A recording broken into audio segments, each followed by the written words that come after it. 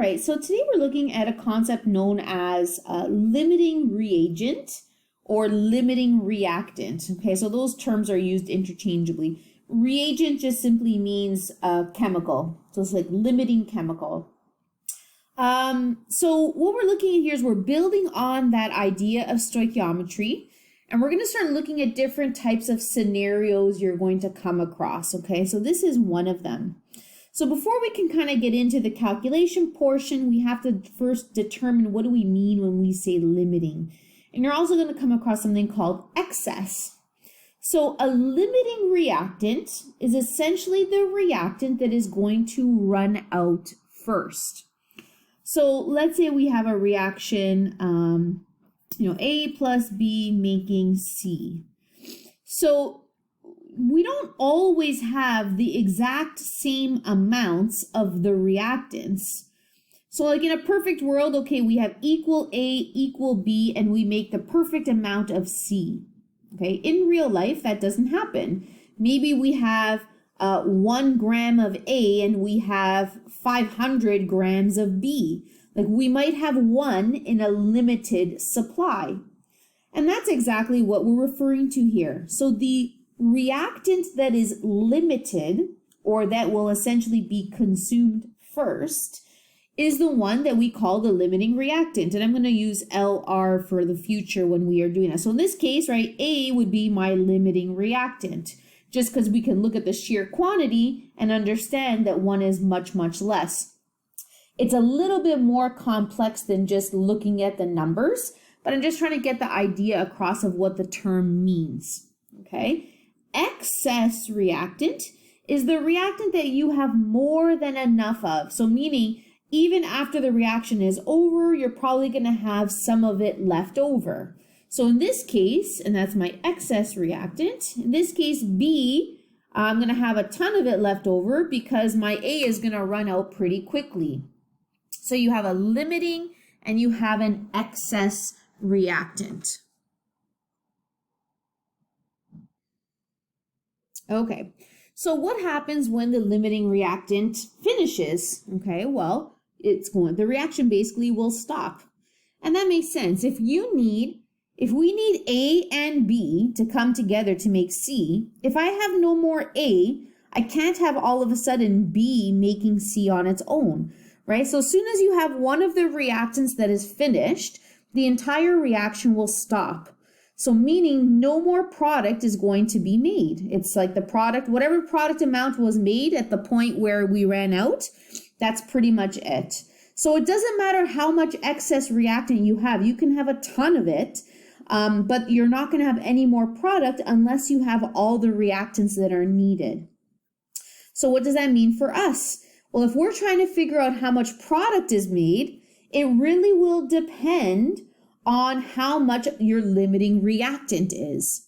So if once we know what our reactant is that's limiting, we can then figure out what the maximum amount of product that will be produced is.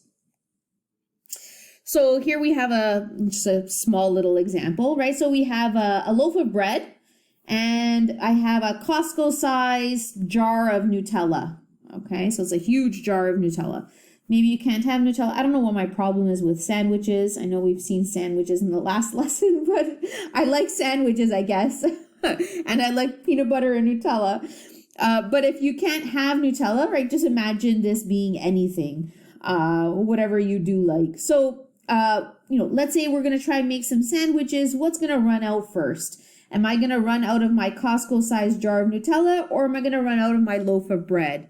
So most likely my loaf of bread is going to be my limiting reactant, right? Hopefully I don't use up all of this Nutella on one loaf of bread. But maybe I'll go to this point here. Like there'll still be a lot left over so I can make sandwiches in the future.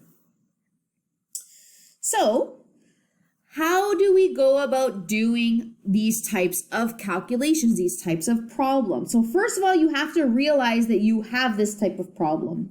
So how are you going to know that? You are going to be given the mass of 2 or more reactants. So up until now, all of the homework, all of the questions we've been doing for stoichiometry, you've been given one mass and you've been asked to solve for another mass. So in this case, you're going to have two or possibly more reactant masses given, and you're asked to solve for the mass of a product, right? So here's a typical example. So what mass of product C, so we want to know the mass of C, could be obtained with mass of A and mass B. So what I mean by that is, let's say they said the mass of A was 2 grams and the mass of B was 1.95 grams. So instead of having just one mass and solving for the other one, which is what we've seen up till now, we have to first figure out which one of these is the limiting reactant. So essentially all we're doing is the steps are going to be exactly the same that we've done up till now. The only difference is we're adding in one more step at the beginning because we need to determine which one is limiting first. You must first identify which one is limiting.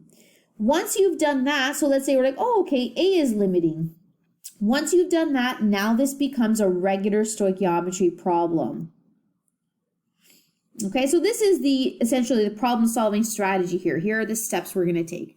So you're going to be given two different masses. So you can be given more than that, but you have to have at least two. We're going to determine the moles of each one. Okay, so we're still going to find moles. Right? So we do that by doing, right, mass over the molar mass. That's not changing. Then here's the extra step that's taken. We are going to determine which one of these is the limiting reactant. And then once we figure out which one's limiting, so let's say that this one was our limiting reactant, the rest of this becomes exactly the same as normal. So then we do the mole ratio and then we solve for mass by doing moles times the molar mass.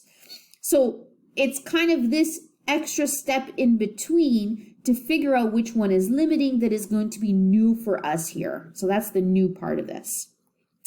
So again, this is something where you have to see an example and try one out yourself to see, kind of get the hang of it, okay? So example number 1. A reaction contains 134.9 grams of aluminum and 96.0 grams of oxygen. Determine the excess and limiting reagent and the amount of product formed.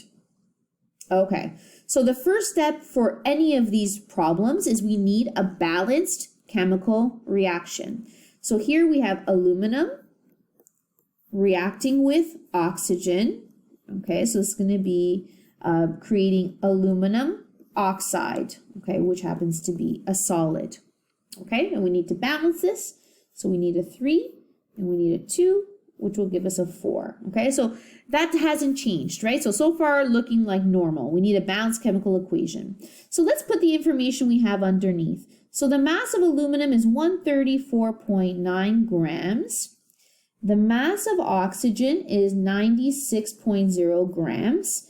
And then we want to solve for the mass of the product at the end of the day.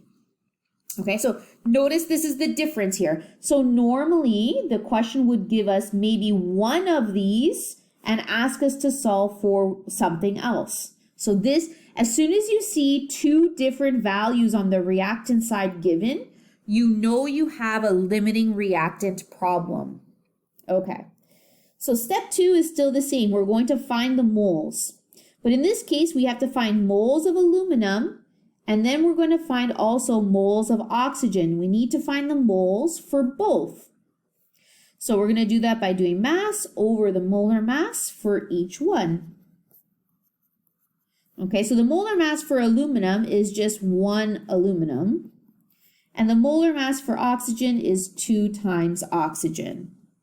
Okay, so just so you can see where we're getting that from. So this is going to be 134.9 grams over aluminum is 26.98 grams per mole. So let's calculate this out. 134.9 divided by 26.98. Okay, so this is actually, it's bang on 5 moles. Okay, oxygen, right? So we're going to have here 96.0 grams divided by 32.00 grams per mole. So 96 divided by 32. So we have 3 moles. Okay, so we have moles for each. So now this is the part where it's new for us. We have to make the decision which one here is limiting. So the limiting reactant is the one that has the smallest amount of moles.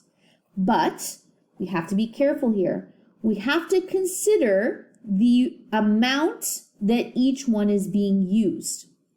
In other words, if the coefficients are different for the different reactants, you have to divide each mole value by the reactant coefficient because we have to compare the two equally.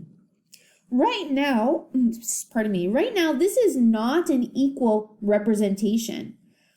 This is not being used in equal amounts. For every 4 aluminums, 3 oxygen molecules are being used. They're being used in different amounts. Now, if this was the same, let's say this was 3 and 3 or 4 and 4, then you would just look at the moles and just say, okay, this one's smaller, so this one is limiting. But because they are different, we have to consider that. So we're going to divide this by 4 and this by 3 so we can get a fair number to compare the two by. So we have 1.25 moles here, and this is 1 mole here. So now we've made them equal to one another.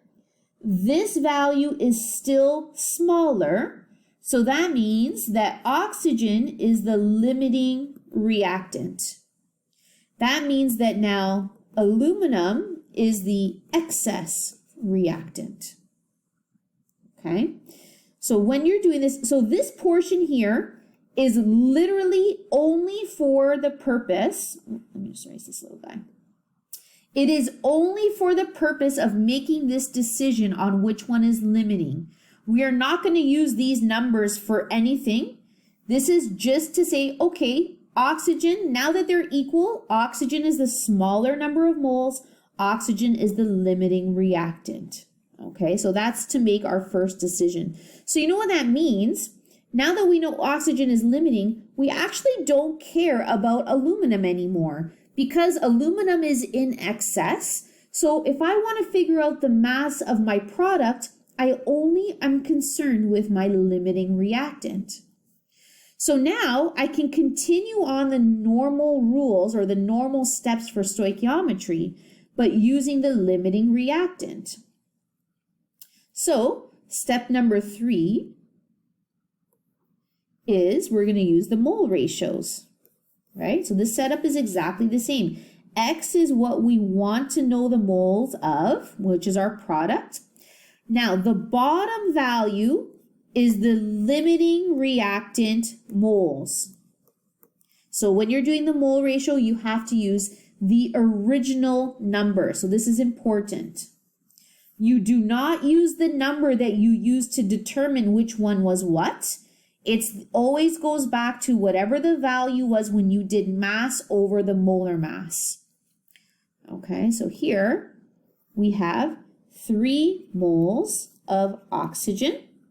And over here on this side, we have our coefficients, which is 2 and 3.